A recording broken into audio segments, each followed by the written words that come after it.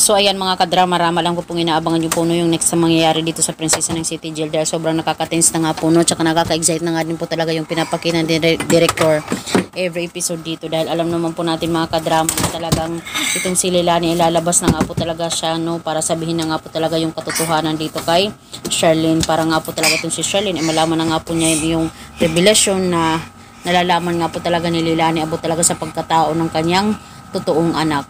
Dahil nga po talaga ito mga kadrama, masasabi na nga po talaga ni Leilani na si baby girl ang tunay mong anak Sharlene at siya ay si Princess. Salamat naman po talaga mga kadrama kung ito na yung scenario na ipapakita sa atin ni director. At mangyayari naman po talaga yan mga kadrama sa bandang huli Dahil nga po talaga dito mga kadrama sa mga maririnig talaga ni Princess hindi po talaga siya makapaniwala. Kaya pala itong si tatay niya hindi talaga mapakali, lalong-lalo na kung nakikita niya itong si Divina kasi nga po talaga itong si Divina may tinatago din talaga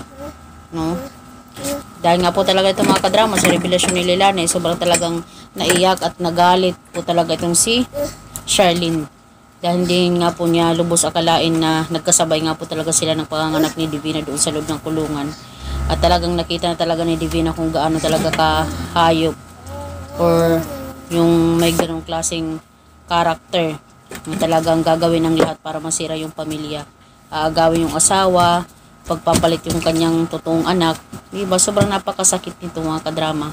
Kaya deserve lang talaga na pagbayaran talaga ni Divina yung kanyang lahat ng mga kasalanan. Hindi lang emotional, hindi lang physical, hindi lahat-lahat na lang ng klase ng karamdaman.